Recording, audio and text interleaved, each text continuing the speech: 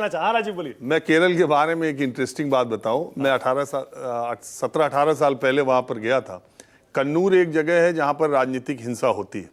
अगर आप वहां जाएं कन्नूर में तो वहां कब्रिस्तान भी बटे हुए हैं। वहां जो पॉलिटिकल वर्कर की डेथ होती है तो उस कब्रिस्तान के ऊपर पार्टी का चुनाव चिन्ह होता है, हसुआ, बाली, कम्युनिस्ट का हाथ का पंजा और कमल का फूल आरएसएस के लोगों का। आरएसएस के कन्नूर का जो ऑफिस है उसमें वो उन शहीदों के नाम है जिन्हें वामपंथियों जिनके ऊपर आरोप है कि वामपंथियों ने उन्हें मारा काटा है, ऐसे शहीदों के।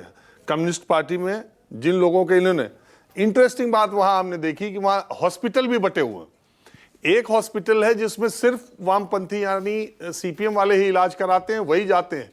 कांग्रेस पार्टी और आरएसएस दोनों के वर्कर मर जाएंगे लेकिन सीपीएम वाले उस हॉस्पिटल में नहीं जाएंगे। और सीपीएम का वर्कर मर जाएगा लेकिन जिस हॉस्पिटल में कांग्रेस और आरएसएस, वो दोनों एक हो जाते हैं। वहां कांग्रेस और आरएसएस वाले दोनों इलाज करा लेते हैं। दरअसल वहां आप ये इशारा कर रहे हैं कि दोनों कभी साथ नहीं आएंगे? नहीं, आने को तो देखिए, राजनीति में कोई कभी कहीं आ सकता है। वो हर जगह की राजनीतिक परिस्थितियां अलग है। मैं तो एक केरल का परिदृश्य आपको ये बता रहा हूं कि वहां वामपंथ के खिलाफ बाकी फोर्सेस एक साथ हो जाती हैं, वामपंथ एक तरफ रहता है। ओके, फिर भी आपका असेसमेंट क्या कहता है? अगर ये संभावना बनी तो क्या बीजेपी लेफ्ट को सपोर्ट दे सकती है? नहीं, केरल में किसी गठबंधन दल की सरकार नहीं बनेगी। केरल में किसी न किसी को मेजॉरिटी मिलेगी। ओके। और दूसरा राजीव, उसी तरह तमिलनाडु, आप गए तमिलनाडु इस बार? ना, तमिलनाडु नहीं गए। अच्छा ठीक है।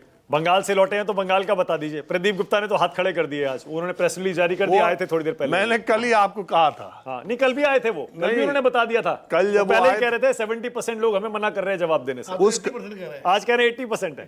उस कार्यक्रम के बाद जब आपने किया, उसके बाद ही मुझसे सवाल आपने पूछा। मैंने पहले यही सवाल कहा था, इतनी बड़ी एजेंसी चलाने वाले प्रदीप गुप्ता जी हाथ खड़े कर रहे हैं और आप मुझसे सवाल पूछ रहे हैं। सवाल देखिए, बात यह है कि पर 7 में से 5 सर्वे तो कह रहे हैं ना बीजेपी। नहीं, मैं ये कह रहा हूं कि डॉक्टर के इलाज से मरीज मर जाए तो डॉक्टर प्रैक्टिस करना नहीं छोड़ता है। वकील केस हार जाए तो वकालत नहीं छोड़ता।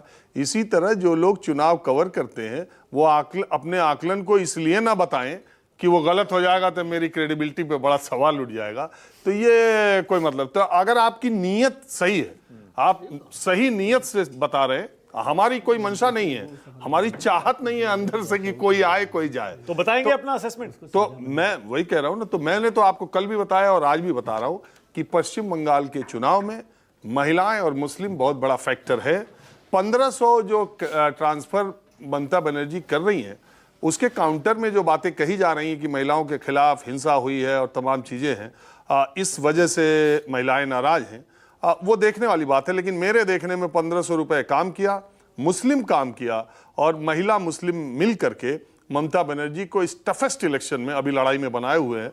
और वो सेकेंड फेज में काफी जो उनका मजबूत एरिया है, हालांकि मैं ये नहीं कहता उसमें सेंधमारी हुई है, लेकिन अपनी बढ़त सेकेंड फेज में वो बनाए हुए हैं। अच्छा, अब आ गए मानव जायसवाल। मानक और मानव की बात होगी अब।